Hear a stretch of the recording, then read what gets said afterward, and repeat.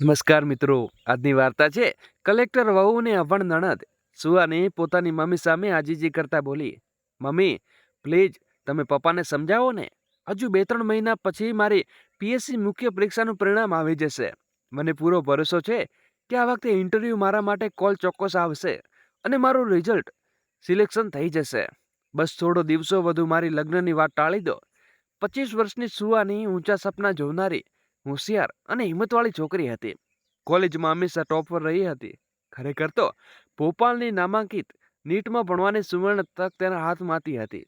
પણ તેના પપ્પા ધીરજજીની જૂની વિચારધારાને તેને પાંખો કાપી નાખી હતી. તેણે પ્રવેશ પરીક્ષા પાસ કરી લીધી હતી, કાઉન્સિલિંગનું ફોર્મ ભરી દીધું અને ધીરજજી સહી નિવારી હતી. પરંતુ તેના પપ્પા ધીરજને છોકરીઓને ઘરની બહાર ભણાવવાની એ અમારી પરંપરાની વિરુદ્ધ છે કહીને તેના અરમાનો ઉપર પાણી ફેરવી દીધું. છોકરી ઘરની બહાર કામ કરશે એ ક્યારેય શક્ય નથી. છતાં પણ સુવાની પાછી ન હટી. તે ઘરે બેઠા બેઠા સિવિલ સર્વિસની તૈયારીઓ કરવા લાગી. ધીરજજીએ મનોમન વિચાર્યું કે ઠીક છે, ઘરની 4 દિવાલોમાં બેસીને ચોપડીઓના પાના પલટાવી લેશે, પરંતુ આ પીએસસીની કોઈ બાળકની રમત નથી. આ પરીક્ષા પાસ કરવી એ લોઢાના ચણા ચાવવા જેવું છે. પણ સુવાનીના માથે કંઈક કરી છૂટવાનું ભૂત સવાર હતું. તે દિલજીતની પરીક્ષાની તૈયારીઓ થઈ ગઈ અને પીએસસી તેના માટે આરપારનો જંગ હતી. એક દિવસ તેના માટે પરીક્ષા જેવો હતો. તેણે અહીંયા પરીક્ષા આપી પણ નહોતા કોણ ટાળી શકે. આ દરમિયાન રોહન નામના છોકરાનું માંગવું આવ્યું. રોહન આઈટી કંપનીમાં સારી નોકરી કરતો હતો. સમજદાર અને ભણેલો ગણેલો હતો. ધીરજજી છોકરાના ખાનદાનને જોઈને આ સંબંધ ઉપર ફિદા થઈ ગયા. તેમણે પોતાની પત્નીને કહ્યું, છોકરીઓ છોકરાને બસ એક મળવાની ઔપચારિક નિભાવવાની છે. આ લગ્ન થઈ જાય તો મારા માથેથી બહુ મોટો બોજ ઉતરી જશે. સારો છોકરો રોજ રોજ નથી મળતો. કિસ્મતવાળી છે આપણી સુવાની કે ઘરે બેઠા આટલો સારો સંબંધ મળ્યો છે. તેના માટે બસ તેમણે હા પાડવાની વાર છે. જ્યારે સુવાની આ વાતની ખબર પડી ત્યારે સુવાની રડતા રડતા મમ્મીને ગળે વળગીને બોલી, મમ્મી તમે તે જ પપ્પાને સમજાવો ને. મારું સપનું જિંદગી બનાવવાનું છે અને તેમને સિર્ફ લગ્ન કરવાની પડી છે. શું છોકરી એવો બોજ હોય છે? ગીતાજી બોલ્યા, બેટા તારા પપ્પા કેમ માનશે? તેમને લાગે છે ખબર નહીં ક્યાં તારું રિઝલ્ટ આવશે કે જો આટલો સારો સંબંધ હાથમાંથી નીકળી ગયો તો પછી ક્યારે જાણી આવશે. આ સાંભળીને ધીરજજીને બૂમ પાડીને બોલ્યા, છોકરી ઘરની બહાર કામ કરશે ક્યારે શક્ય નથી. અમારા ખાનદાનનું નાક કપાવશે. ભણાવી ગણાવીને મોટી કરી દીધી એ જ કાપી છે. તારા માટે પીસીએસ વાળાએ પરણેલી છોકરીઓ માટે દરવાજો થોડીના બંધ કર્યા છે. આગળનો અભ્યાસ તો લગ્ન પછી પણ થઈ જશે. અને જો સાસરીવાળાએ ના પાડી દીધી તો? સુવાનીની મમ્મી ગીતાજી બોલી, એવા લોકો નથી બેટા. તેમણે પોતાની મોટી દીકરી સારી કોલેજમાં ભણી છે અને બેંગ્લોરમાં તેના લગ્ન થયા છે. ધીરજજી બોલ્યા, હું મારી દીકરીની ભલાઈ માટે કહી રહ્યો છું. સારા સંબંધો રોજ રોજ નથી મળતા. ઉંમર વધશે તો પછી આ લોકો મેણા મારશે કે અગ્રવાલની દીકરી હજુ સુધી કુંવારી છે. થોડા સમય પછી રોહન પોતાની માતા પિતાની સાથે સુહાગીને મળવા પહોંચ્યો. તેના માતા પિતા ઈચ્છતા હતા કે આ પ્રસંગે કાકા કાકી માસા માસીની પણ સાથે લઈ જવામાં આવે. પરંતુ રોહને સાફ કહી દીધું કે કોઈ છોકરીને આટલા લોકોની સામે પ્રદર્શનની વસ્તુ બનાવી દેવી તે બિલકુલ પસંદ નથી. દીદી તો આપણી સાથે જ છે. અનૌપચારિક અભિવાદન પછી સુહાનીને રોહનને એકલા વાતચીત કરવાની તક આપવામાં આવી. સુહાનીએ રોહન થોડો ગંભીર અને ઉલઝેલો લાગ્યો. ત્યારે રોહનને સુહાગી જીવનસાથી તરીકે ખૂબ ભલી લાગી. વાતચીત દરમિયાન સુહાનીએ હળવા અંદાજમાં પૂછ્યું, જો તમારી પત્ની રાજ્ય સેવામાં પસંદ થઈ જાય તો તમે શું કરશો? આના ઉપર રોહન હસતા હસતા બોલ્યો, જુઓ સીધી વાત છે. કોઈ પણ ઉચ્ચ પદ ઉપર પહોંચેલી છોકરી ફક્ત મારા જેવા સોફ્ટવેર એન્જિનિયર સાથે કેમ લગ્ન કરશે? છતાં પણ જો એવું થયું તો મારે કાં તો વર્ક ફ્રોમ હોમ લેવું પડશે અને જો આ વાત સંભવ ન હોય તો બેંગ્લોરની નોકરી છોડીને તેના રાજ્યમાં આવી રહેવું પડશે. હવે એ જરૂરી નથી કે હંમેશા પત્ની પોતાની નોકરી છોડે. જરૂર પડે તો હું ઘર સંભાળી શકું છું. વેલ, એક રાજની વાત કહું, હું પણ ક્યારે વહીવટી સેવાઓની તૈયારી કરવા માંગતો હતો, પરંતુ પુસ્તકોની આટલી લાંબી યાદી જોઈને ગભરાઈ ગયો. સાચું કહું તો મને લાગે છે કે આ પરીક્ષાઓ પાસ કરનાર લોકો ન જાણે કયા ગ્રહના પ્રાણીઓ હોય છે. રોહનની વાત સાંભળીને સુહાગીની સ્મિત ખીલી ઉઠી. તેના દિલની આ શ્વાસ જેવું લાગ્યું કે જીવનમાં આ સાથી તેને દરેક કદમ ઉપર સાથ આપશે. આ દરમિયાન બંને પરિવાર પણ જલ્દી સંબંધ પાકો કરી દીધો. રોહનની માને ઘરેણું છોકરી જોઈતી હતી. તેણે સુહાગી પસંદ આવી ગઈ. 2 મહિનાની અંદર લગ્ન સંપન્ન થયા. 15 દિવસ પછી સુહાની રોહન સાથે બેંગ્લોર આવી ગઈ અને રોહનની નાની મોટી બહેન બેંગ્લોરમાં જ રહેતી હતી. તેના લગ્ન ત્યાં જ થયા હતા. તે પણ તેમની સાથે આવી. પછી પોતાના ઘરે જતી રહી. રોહન સુહાનીને બેંગ્લોરની અલગ અલગ સુંદર જગ્યાએ પર લઈ ગયો, જ્યાં બંને પળ અને આનંદ માણતા. તે ક્યારેક કોઈ રેસ્ટોરન્ટની કેન્ડલ લાઇટના ડિનર કરતો, તો ક્યારેક ફરતા ફરતા વાતોમાં ડૂબી જતા. તેમના દિવસો હસી ખુશીને યાદગાર પળોથી ભરાઈ ગયા હતા. તેમને બેંગ્લોર આવ્યાને બસ 20 દિવસ જ થયા કે સુહાજીનું પીએસસીનું પરિણામનું રિઝલ્ટ જાહેર થયું. તેનું નામ ઇન્ટરવ્યૂ માટે પસંદ કરવામાં આવ્યું. ખુશીના માર્યા સુહાનીના કદમ જમીન ઉપર ટપકતા ન હતા. તેને તરત જ રોહનને આ શુભ સમાચાર મળ્યા કે રોહને પહેલા આશ્ચર્ય થયું, પછી અપાર ખુશી થઈ અને હસતા હસતા બોલ્યો, અરે વાહ, તું તો છુપી સમજ નીકળી. પરંતુ એક વાત માન, અત્યારે મમ્મી પપ્પાને આ ખબર ન બતાવી. સુહાનીએ નવાઈ પામીને પૂછ્યું, કેમ? તેમણે કહેવું તો જરૂરી છે. તે પણ આપણી ખુશી જાણવા માટે હકદાર છે ને. સાસુ સસરા પોતાની પત્નીને સફળતાની ખબર મેળવીને પ્રસન્ન થશે. તેને સમજાવતા કહ્યું, જ્યારે અંતિમ પસંદગી થઈ જશે ત્યારે બધાને જણાવીશું. અત્યારથી કહી દીધું તો લોકો આશાને બાંધી લેશે. જો પછીની આશા તૂટી ગઈ તો બહુ ભારે લાગશે. સુહાને સહમતી કહ્યું, હા, તું બિલકુલ ઠીક સાચું કહી રહ્યો છે રોહન. રોહન જાણતો હતો કે હાલમાં કોઈ પણ પ્રકારનો તણાવ સુહાનીના ઇન્ટરવ્યૂની તૈયારી પર ખરાબ અસર પાડી શકે છે. જોકે તેના માતા પિતા પ્રગતિશીલ હોવાનો દાવો કરતા હતા, પરંતુ ભીતરથી તેમને સ્વીકાર્ય ન હતું કે વહુની નોકરી માટે દીકરો પોતાની નોકરી છોડે અથવા વર્ક ફ્રોમ હોમ કરે. તેના અનુસાર વર્ક ફ્રોમ હોમ અર્થ ઘર ગૃહિણી સંભાળવી હતી. એટલે કે દીકરો ઘરે રહીને કામકાજ કરે અને વહુ બહાર નોકરી પર જાય. આ તો બિલકુલ સ્વીકાર્ય ન હતું. આ તો તારાને વિપરીત દિશામાં વાળવા જેવી હતી. આ વિચારી તેના સમાજ અને પરિવેશનમાંથી ઉપજ્યો હતો. જો આ ખબર પડી જાત કે સુહાગી અંતિમ ચરણ સુધી પહોંચી ચૂકી છે તો કદાચ તેઓ તેને ઇન્ટરવ્યૂ આપવા ન મોકલત, કારણ કે તેમના માટે વહુની પ્રગતિ દીકરાની સ્થિતિને મોટી હોવી સ્વીકાર્ય છે.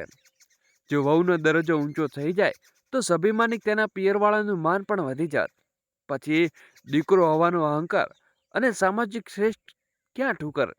આપણા સમાજની વિડંબતા એ છે, જ્યારે પતિ પત્ની મળીને વિચાર વિસમ નિર્ણય લે છે ત્યારે એવી જોડી ઉપર આ ટિપ્પણી કરવા આવે છે કે પતિ પત્ની કાં તો ગુલામ હે.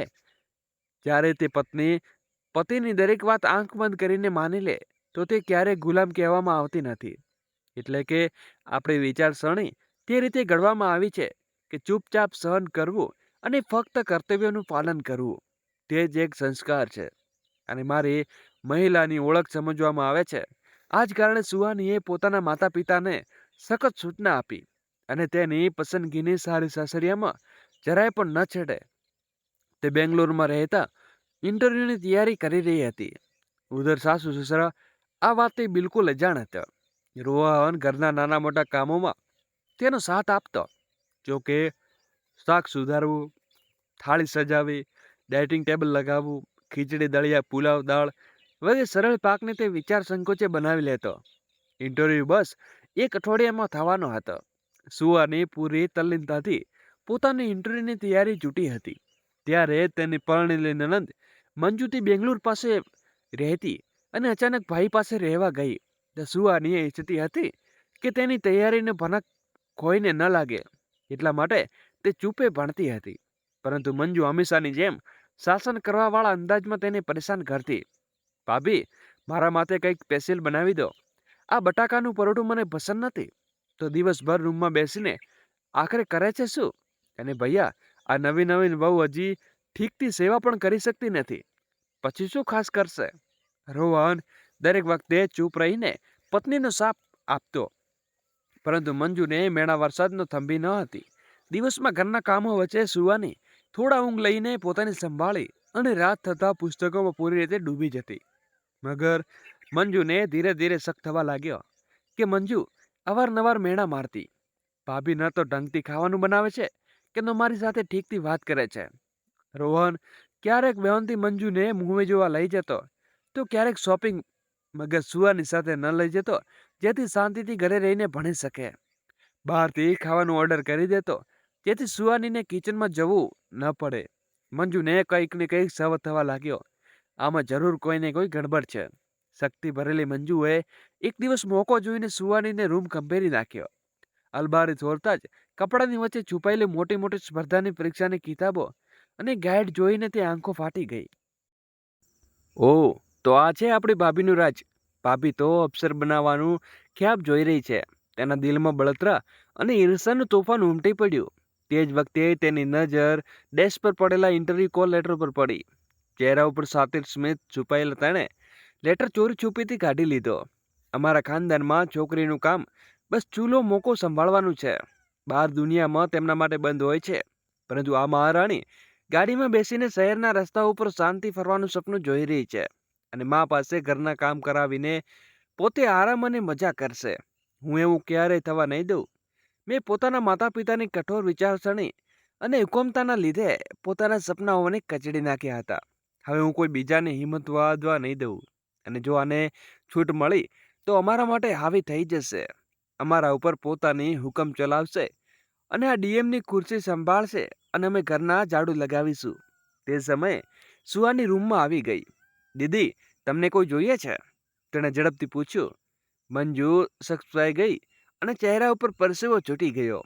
પછી જલ્દીથી ઇન્ટરવ્યુનો કોલ લઈને પોતાના કપડામાં દબાવી લીધો અને પલટીને બોલી, નહીં નહીં, બસ આ એમ જ આવી હતી. મંજુએ મેણું મારતા કહ્યું, શું હવે ભૈયાના રૂમમાં પણ એન્ટ્રી માટે પરવાનગી મેળવવી પડશે? સુવાનીએ ધીમેથી કહ્યું, નહીં નહીં દીદી, તમારું ઘર છે. મંજુએ ગુસ્સામાં કહ્યું, ઠીક છે, હું મારા રૂમમાં જાઉં છું આરામ કરવા. બીજા દિવસે રોહને કહ્યું, પરમ દિવસે તારા ઇન્ટરવ્યુની તારીખ છે. સુવાની અને ના આવડે આજે રાત્રે અંબેર શહેરમાં રવાના થવું પડશે. રોહને કહ્યું. સુવાનીએ વિચારીને સંકોચા પૂછ્યું, પણ દીદીએ શું કહીશું? કહી દઈશું કે તારી માની તબિયત ઠીક નથી અને એટલા માટે આપણે ઇમરજન્સી જવું પડ્યું રહ્યું છે. તમે ગમે તેમ પણ આ દીદીનું ઘર છે. તે દીદી તો રહી શકે છે, નહીતર તો પછી પોતાના ઘરે જતી રહેશે. હવે સવાલ ન કર ને તું ચૂપચાપ પેકિંગ કર. સુવાની જલ્દી પેકિંગ કરવા લાગી અને પોતાના જરૂરી દસ્તાવેજો સંભાળી રહી હતી. પરંતુ ઇન્ટરવ્યુનો લેટર તેને ન મળ્યો. તેણે પરેશાન થઈને રોહન તરફ દોડીને બોલી, રોહન, ઇન્ટરવ્યુનો લેટર તે રાખ્યો છે શું? રોહને નવાઈ પામીને કહ્યું, શું? તું કેવી છોકરી છે? પોતાનું એક પેપર સુધી સહીથી સંભાળી શકતી નથી. મેં તો અહીંયા ડેસ્ક પર રાખ્યો હતો. સુવાનીએ ગભરાતા કહ્યું. તો પછી મગજ ઉપર જોર આપીને બોલ્યો, ઓહો, કાલે દીદી આવી હતી. જરૂર તેના હાથમાં આવી ગયો હશે. રોહને શ્વાન સ્વરમાં કહ્યું, ઠીક છે, હું જોઉં છું. તે મંજુલા રૂમમાં તને બેગની તલાશી લેવા ગયો. ત્યાં દરમિયાન મંજુ બાથરૂમમાં નીકળે અને ચોંકતા પૂછે, રોહન, તું શું કરી રહ્યો છે? રોહને કહ્યું, દીદી, સુહાગીને ઇન્ટરવ્યુનો લેટર મળી નથી રહ્યો. મંજુએ શક ભરી નજરે કહ્યું, કેવો ઇન્ટરવ્યુ લેટર? રોહને ધીમેથી લંબાવ્યું. તેની સિવિલ સર્વિસમાં એક્ઝામમાં ક્લિયર થઈ ગઈ છે અને ઇન્ટરવ્યુ માટે બોલાવવામાં આવી છે. અમે જવાની તૈયારી કરી રહ્યા છીએ, પરંતુ લેટર નથી મળતી રહ્યો. 8 વાગ્યાની ટ્રેન છે, 6 વાગી ગયા છે. જો સમયસર નહીં પહોંચો તો ટ્રેન મિસ થઈ જશે. મંજુ ગુસ્સામાં બોલી, શું તમે લોકો અમારાથી આટલી મોટી વાત છુપાવી અને મારા ઉપર ચોરીનો અપેક્ષ મૂકી રહ્યા છો? હું એવું કેમ કરું? મારું બેગ છોડ. રોહન, એકવાર મને જોઈ લેવા દે દીદી. મારા બેગમાં નથી. છોડ મારો બેગ. પરંતુ રોહન બેગ નથી છોડતો.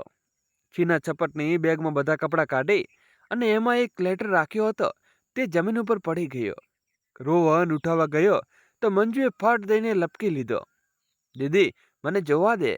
કદાચ આ જ લેટર છે. મને આપી દે પ્લીઝ. નહીતર આજે તેની જિંદગી બરબાદ થઈ જશે. તેની મહેનત ઉપર પાણી ફરી જશે. રોહને બૂમ પાડીને કહ્યું, દીદી, તમે આ લેટર કેમ છુપાવ્યો?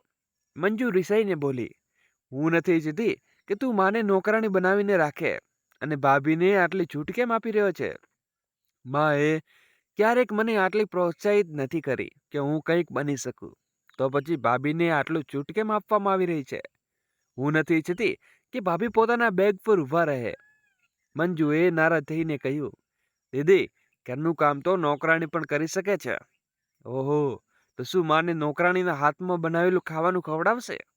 રોહને સખ્તાઈથી કહ્યું, પરંતુ આટલી સારી નોકરી જો હાથમાંથી ચાલી ગઈ તો વિચારો શું થશે?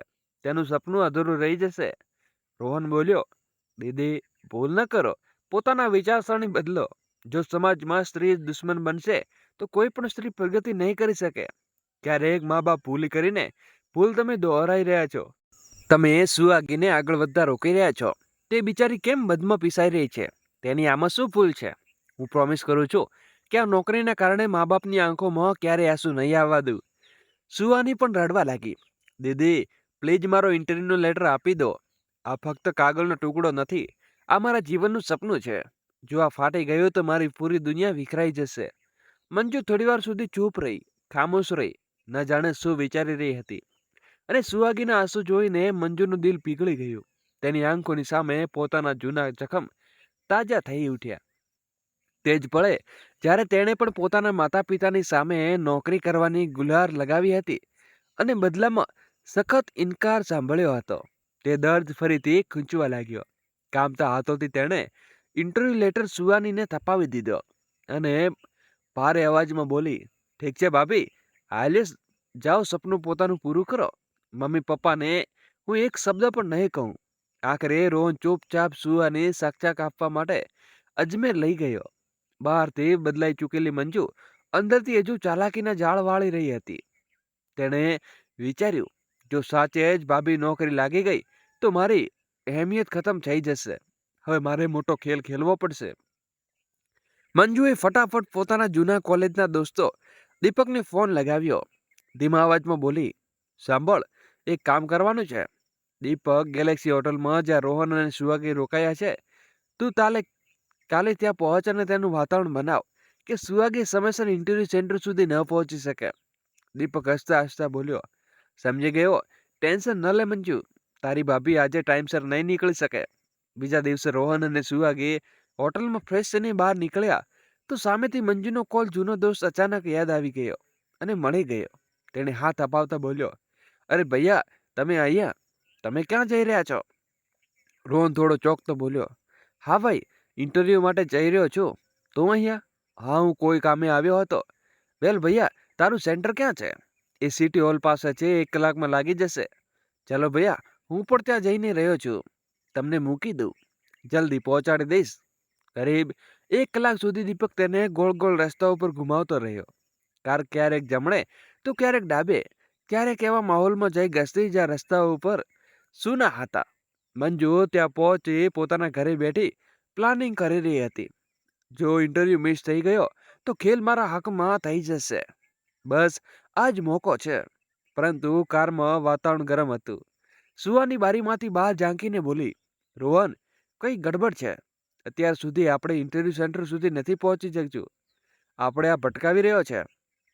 રોહન પણ બેચેન થઈ ઉઠ્યો. તેણે મોબાઈલ કાઢીને મેપ ખોલ્યો અને જોતા જ ચોંકી ગયો. આ શું? અમે તો સેન્ટરથી ઘણા કિલોમીટર દૂર આગળ વધી ગયા છીએ અને ફક્ત 10-15 મિનિટ જ બાકી છે.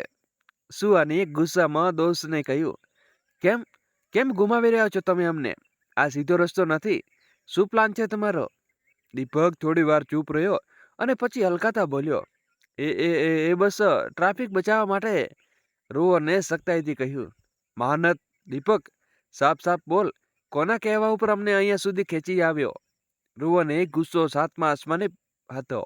તેણે અચાનક ગાડી રોકાવી અને દીપકની કોલર પકડી ખેંચી લીધો. તેણે જગજોલતા 2-3 ગુસ્સા મારી દીધા. રોહને કહ્યું, સાચું બોલ, નહીંતર અહીંયા રસ્તા ઉપર તારો હિસાબ કરી દઈશ. ડરના માર્યા દીપકે ચહેરાના પરસેવાથી ભીંજાઈ ગયો હતો. કામતા બોલ્યો, ભાઈ, ન મારો, સાચું કહું છું, આ બધું તમારી મંજુ દીદીનો પ્લાન હતો. તેમણે કહ્યું હતું કે તમે ખોટા રસ્તા ઉપર લઈ જા, જેથી સુહાગીનું ઇન્ટરવ્યુ સેન્ટર સુધી પહોંચી ન શકે. આ સાંભળતા જ સુહાગીની આંખોમાં આંસુ આવી ગયા. મંજુ દીદી, આટલી નીચી ચાલ ચાલી શકે છે? મારા સપનાઓને કચડવા માટે તે પોતાને ધોકો આપ્યો. રોહને તે દોસ્તને જોરથી ધક્કો દઈને દૂર ફેંકી દીધો. ઘડિયાળના કાંટા ટીક ટીક કરી રહ્યા હતા. ફક્ત થોડી જ મિનિટો બાકી હતી. ઇન્ટરવ્યૂ શરૂ થવાના તેને તરત જ ટેક્સી રોકીને પૂરી રફતારથી ઇન્ટરવ્યૂ સેન્ટર તરફ ભાગ્યો. બંને આવતા ઇન્ટરવ્યૂ સેન્ટર પહોંચ્યા. ઘડિયાળના કાંટા બતાવી રહ્યા હતા કે ઇન્ટરવ્યૂ અડધો શરૂ થઈ ચૂક્યો હતો. રિસેપ્શનિસ્ટની સખત લહેજના કહ્યું, સોરી, ટાઈમ નીકળી ગયો છે, હવે એન્ટ્રી નહીં મળે. સુહાગીના ધબકારા તેજ થઈ ગયા. ગેટ કીપર બોલ્યો, માફ કરશો મિસ, સમય બહુ કિંમતી હોય છે, તમે લેટ છો. ત્યારે સુહાની હાથ જોડીને બોલી, મને ફક્ત એક મોકો જોઈએ છે. અને જેમ જેમ કિસ્મતે તેની વાત સાંભળી લીધી હોય તે જ પળે માઇકમાંથી અવાજ ગુંજ્યો, એનાઉન્સ થયું, અને નેક્સન અને ક્રેડિટ સુહાગી અગ્રવાલ પર સર પ્લીઝ જવા દો, મને બોલાવવામાં આવી રહી છે. ઠીક છે મિસ અગ્રવાલ, જો તમે 1 મિનિટ પણ મોડું કરતી તો આ સુવર્ણ તક હંમેશા માટે ચાલી જાત. જાઓ. સુહાની ભીતર થઈને ઊંડો શ્વાસ લીધો અને રોહને બહારથી મુઠ્ઠી વાળીને ઈશારો કર્યો. તું કરી શકે છે, ધ બેસ્ટ આપજે. અને પછી શરૂ થયો અસલી ધમાકો. સુહાનીએ દરેક સવાલનો જવાબ એટલા આત્મવિશ્વાસ અને નોલેજ સાથે આપ્યો કે પેનલના સભ્યો જોતા જ રહી ગયા. તેના પ્રેઝન્ટેશનની ક્લેરિટી, તેના શબ્દોની તાકાત અને તેના કોમ્પિટન્સે બધાનું દિલ જીતી લીધું. પેનલ હેડે કહ્યું, મિસ સુહાની, તમે તો અમારી આશા કરતાં પણ ક્યારેક બહેતર પ્રદર્શન કર્યું. અને વેલ ડન, તમને આવા ડાયનેમિક લોકો જોઈએ છે. ઇન્ટરવ્યૂ બેહદ સફળ રહ્યો અને સુહાનીની પસંદગી પૂરી શક્યતા હતી. બંને પાછા બેંગ્લોર લોટી આવ્યા. કરીબ 2 મહિના પછી સવારે 6 વાગે જ્યારે રોહને પોતાનો મોબાઈલ જોયો તો સ્ક્રીન ઉપર તેના પપ્પાનું નામ ચમકી રહ્યું હતું. તે ચમકી રહી ગયો, આજે પપ્પાએ આટલી વહેલી સવારે કેમ ફોન કર્યો? ઘરમાં બધું બરાબર તો છે ને? એવા વિચારમાં ડૂબેલી રોહને જેવો ફોન ઉઠાવ્યો તો ઉધરથી માનો બોમ્બ ફાટ્યો. રોહનના પપ્પા ગરજતા બોલ્યા, વાહ બેટા, આટલી અક્કલ આવી ગઈ કે જયપુર સુધી ઘૂમી આવ્યા અને પોતાના જ ઘરનો રસ્તો ભૂલી ગયા. અમને તો છાપામાંથી ખબર પડી કે તમે લોકો અહીંયા આવ્યા હતા. રોહન સપકાઈને બોલ્યા, પપ્પા, હું કહેવાનો હતો, વિચાર્યું કે પહેલાં સુહાગીનું અંતિમ રિઝલ્ટ આવી જાય, પછી ખુશખબરી આપીશ આપ સૌને. ત્યારે જ ફોન માના હાથમાં આવી ગયો. તેના અવાજ તડપ અને તંગથી ભરેલો હતો. હજુ પણ તમે તે કાલની આવેલી છોકરીની ચિંતા છે? અમે તો તારા માટે હવે કંઈ બચ્યા જ નહીં. આજે રિઝલ્ટ આવી ગયું અને તારી સુહાની ટોપ કર્યું છે. છાપામાં ફોટો છપાયો છે. સવારથી લોકો ફોન કરીને મેણા કસી રહ્યા છે. લ્યો, વહુ કલેક્ટર રાણી બની ગઈ. બેટા, હવે તો તું પણ તેની સાથે રાજસ્થાન જઈશ. હું ઓફિસ જઈશ અને દીકરો વાસણ ચૂલું સંભાળશે. જો અમને ખબર હોત કે તારી મહારાણી કલેક્ટર બનવાનું સપનું જોઈ રહી છે તો ક્યારેક આ લગ્ન ન કરાવત. રોહન ઊંડો શ્વાસ લઈને બોલ્યો, માં, આ એ સપનું તો છે જે ઈચ્છતા હતા કે મારા માટે. બસ ફરક એટલો છે કે હાર માની લીધી હતી, પરંતુ વહુએ તેને પૂરું કરી બતાવ્યો. તેમણે તો ગર્વ હોવો જોઈએ કે વહુની વહુ છે, પણ માં ચીસો પાડીને બોલી, ગર્વ છે દુઃખ? કઈ ખુશીની ઉજવણી કરું છું હું? એ વાતની હવે મારો દીકરો પણ મારો ન રહ્યો, બલકે પોતાની બીબીનો ગુલામ બની ગયો. રોહને ઊંડો શ્વાસ લેતા કહ્યું, માં, પતિનું અડધું અંગ પત્ની હોય છે. તેને ઉપસ્થિતિ પર મારે ગર્વ કરવો જોઈએ. ભલે ગમે તો લોકો મને સુહાગીનો પતિ કેમ ન કહે, પરંતુ દીકરો તો હું તમારો જ રહીશ. માની જગ્યા કોઈ પત્ની ન લઈ શકે. માં સવાતીએ વાંગથી કહ્યું, હવે બેકારની દલીલો ન કર. પરીક્ષા પાસ કરી લેવી વાત છે, પરંતુ નોકરી જોઈન કરવી, બસ આ જ ખ્વાબ મગજમાંથી કાઢી નાખ. નહીતર રાજસ્થાનમાં આપણી ગૃહસ્થી કેવી રીતે ચાલશે? રોહને કહ્યું, માં, અમે 2-3 દિવસ પછી જયપુર આવી રહ્યા છીએ, પછી ખુલીને વાત કરીશું. એમ કહીને તેને ફોન કાપી નાખ્યો. સુહાગીની આંખોમાં આંસુ ભરાઈ આવ્યા. સુહાની ચૂપચાપ રોહન અને તેના માતા પિતાની વાતો સાંભળી રહી હતી. તેને હવે અહેસાસ થઈ ગયો કે તેની પસંદગી થઈ ચૂકી છે. પરંતુ રોહકના મમ્મી પપ્પા આ ખુશખબરીથી ખુશ થવાને બદલે ભીતરથી નારાજ છે. શિક્ષકતા સુહાનીએ કહ્યું, રોહન, આને અહીંયા ખતમ કરીએ. તું મારા માટે કરી રહ્યો છે તે તારા પપ્પા પણ ન કરતા. જો હું ઈચ્છું તો અત્યારે મમ્મીજીને ફોન કરીને કહી દઉં કે હું નોકરી જોઈન નહીં કરું. ગમે તેમ પણ સિલેક્ટ થવું જ મારું સપનું હતું. નોકરી કરું કે ન કરું, હવે મને ફરક નથી પડતો. રોહને તેના હાથ થામતા દ્રઢ સ્વરમાં કહ્યું, નહીં સુવાની, ફરક પડે છે. તું ફક્ત નોકરી નથી કરી રહી, તે ટોપ કર્યું છે. તું આ પૈસા માટે નહીં બલકે દેશની સેવા કરીશ. જો તું મારી જગ્યાએ હોત તો તું શું મારા સપનાઓને આમ અધૂરા છોડી દેત? કેમ હંમેશા છોકરી જ પોતાના સપનાઓની બની ચડાવે? ત્યારે તમે બહેતર નોકરી મળી છે તો કેમ તું છોડે છે? કેમ નહીં હું? સુહાનીએ આંસુ લૂછતા ધીરેથી કહ્યું, પરંતુ રોહન, લોકો શું કહેશે? બધા જ કહેશે જે તને તારા ઘરવાળાઓથી દૂર કરી દીધો. સમાજ અને સંસ્કારી વહુ નહીં માને. રોહન હસતા હસતા બોલ્યો, લોકોની વિચારસરણી હંમેશા બેવડી જ રહી છે. તેણે આપણે ન બદલી શકીએ ત્યારે સ્ત્રી નોકરી છોડે તો કહે, વાહ, અને આ તો તેનો ધર્મ છે. પરંતુ જો તે જ કામ મર્દ કરી દે તો તે બલિદાન અને ત્યાગનો દેવતા બની જાય છે. સાચું એ છે કે સુવાની તારી પસંદગી કોઈ બલિદાનથી ઓછી નથી, અને આ વખતે તારું સપનું અધૂરું રહેવા નહીં દઉં. બલિદાન નહીં, એક ઇન્ટેલિજન્ટ નિર્ણય છે. સરકારી નોકરી વધારે સુરક્ષિત હોય છે. બીજું, આપણે આપણા લોકો સાથે રહેવા મળશે, અને તું મારા ઘરવાળાઓથી મને અલગ નથી કરી શકે. બલકે તેમની પોતાની સંકુચિત વિચારસરણીને નજરિયો તેમને આપણાથી દૂર કરી રહ્યો છે. ધીરે ધીરે તેઓ સમજી જશે કે તેમનો દીકરો સાચું કહી રહ્યો છે. રોહને સમજાવવાની કોશિશ કરી, પણ છોકરીએ બહાર કામ કરવાની પરવાનગી બસ મળી જાય. અમારા છોકરાઓ માટે એટલું જ કાફી હોય છે. તારી વાતો તો ખબર નહીં ક્યાં સરની છે.